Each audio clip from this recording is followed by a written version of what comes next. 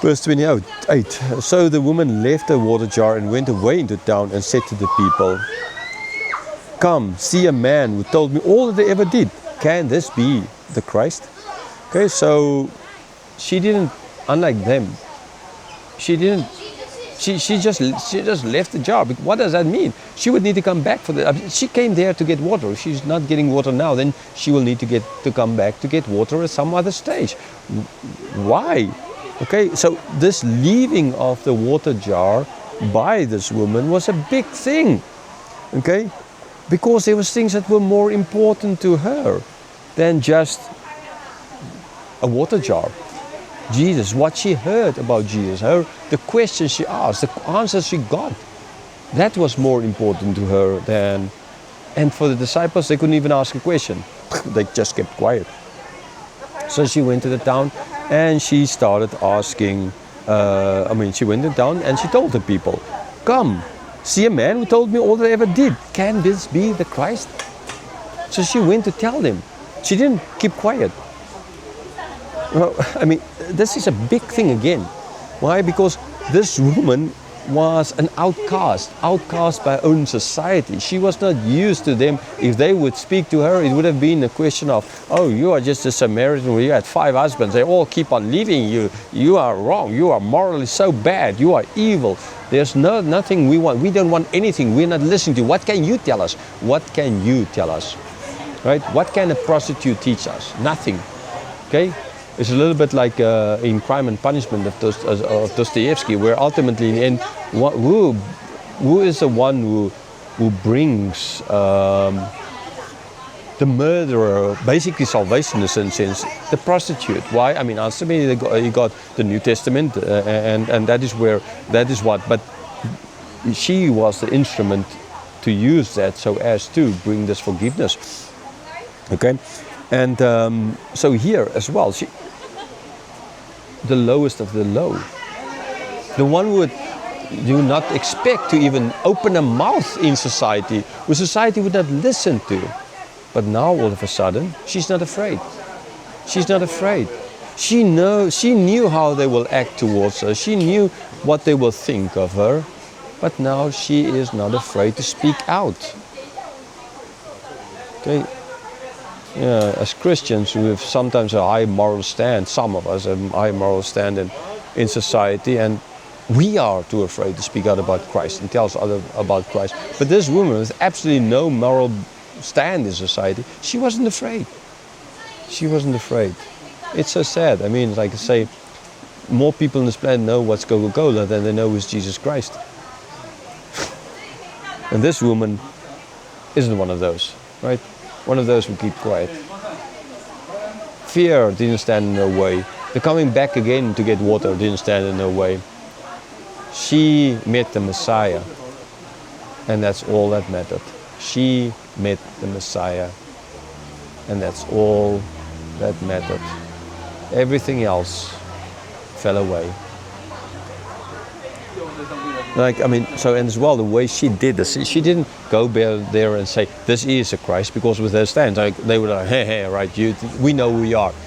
She told him, can this be the Christ?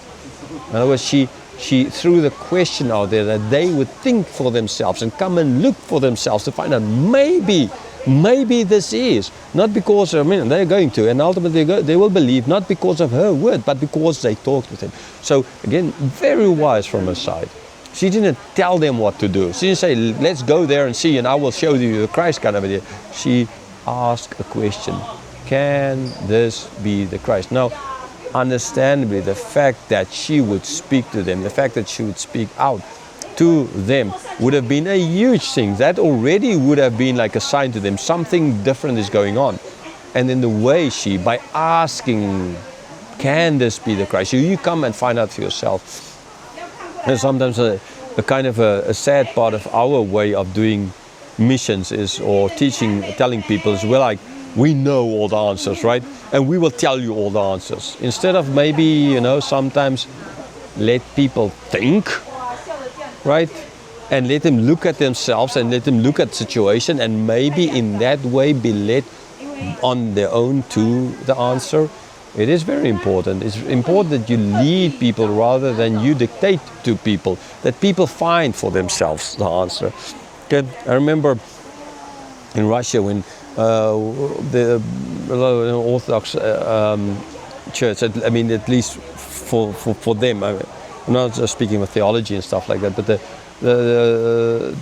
locals were very much into kind of worshipping angels or their ancestors, all those kinds of things.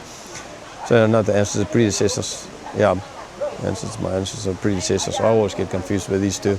Those who come before me. And so I never told them that you're wrong, because then it will just be, you're telling us what to do kind of idea. We don't like to be taught that way. What we did is we just sat down and said, we're going to study the book of Hebrews, and we started with Hebrews and speak about not worshiping angels. And then these kids that I was they were teaching, then they were like, oh, but you know, we do this. Maybe we're wrong then in doing this. And my answer was, yes, you said, right? You said.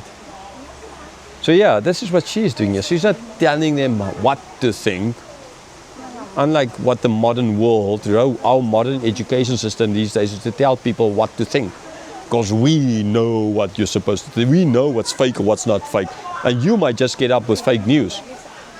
Right? We're treating humans as a bunch of monkeys. We need to stop treating humans as monkeys or gorillas or whatever, as imbeciles. And because we treat them, even in the church so much more, because we treat people like that, they became like that. They can't think.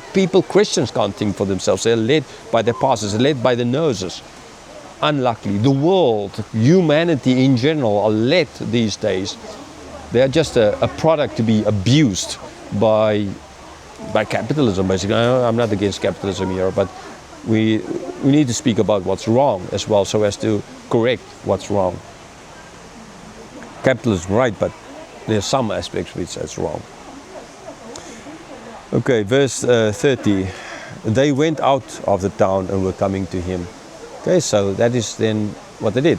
They went out of town, and here they're coming now to Jesus. Because the woman never told them to go to do this.